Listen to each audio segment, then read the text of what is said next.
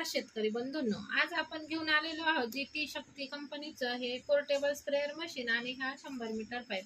हे बरेच शेतकरी विचारते हे असेंबल कसं करायचं, याचा थोडक्यात एक व्हिडिओ आपण बनवत आहोत।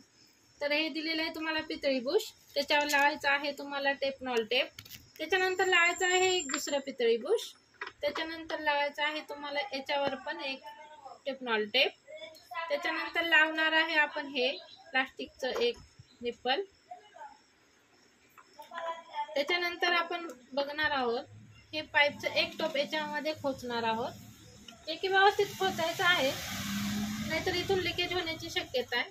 तुम्हाला ही व्यवस्थित अटॅचमेंट झाल्यानंतर तुम्हाला पाईप जेव्हा काढायला तुम्ही हे स्प्रिंग आहे हे वायसर तो आतमध्ये ढकलून फक्त पाईप ओढायचा आहे। हे अशा प्रकारची मशीनची झाली तुमची अटॅचमेंट। नंतर आपण गनची अटॅचमेंट बघणार आहोत। गनसाठी दिलेलं आहे तुम्हाला हे अशा प्रकारचं, हे तुम्ही इथं पण टेपनॉल टेप लावू शकता गरज असल्यास। हे असं गनला लावून घ्यायचं आहे,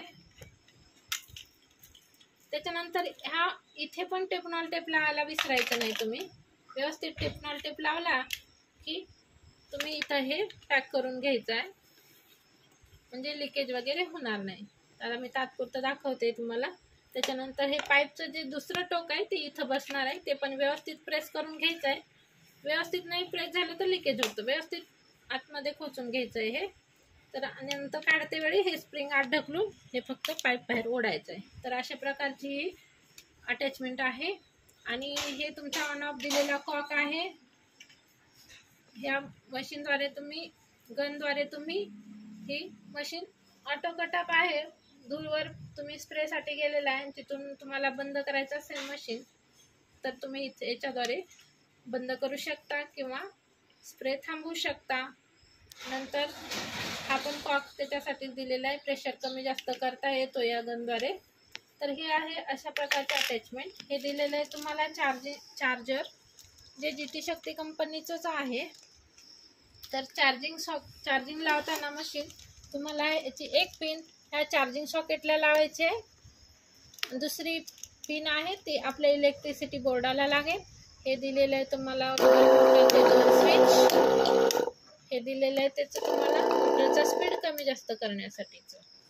तर ही जेव्हा चार्जिंगला लावाल तेव्हा चार्जिंग होताना इथे तुम्हाला रेड कलरचा लाईट दिसतो, चार्जिंग कंप्लीट झाली का हिरव्या कलरचा लाईट दिसेल, तेव्हा तुम्ही चार्जिंग काढून घ्यायचं आहे।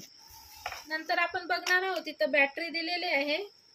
आता आपण बघणार आहोत इथं फुटवाल पाईप कसा अटॅच करायचा। तर हे एक तुम्हाला निप्पल दिलेलं आहे, ते इथं अटॅच करून घ्यायचं व्यवस्थित।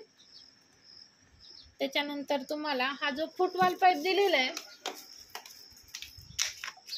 तो हे याच्यामध्ये टाकून हे तुम्हाला फिट करून घ्यायचं आहे। तर अशा पद्धतीने व्यवस्थित फिटिंग करून घेणे। याचा एक हा फुटवाल पाईप हा पाण्यामध्ये जाणार आहे।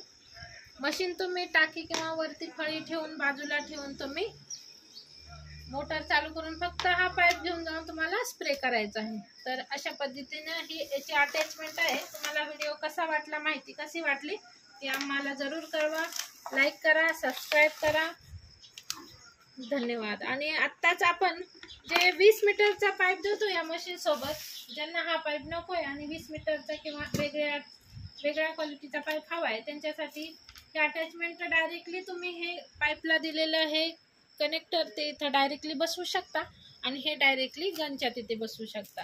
तर अशा पद्धतीने हा व्हिडिओ तुम्ही थोडक्यात माहिती दिलेली आहे, तुम्हाला कसा वाटला जरूर कळवा, धन्यवाद।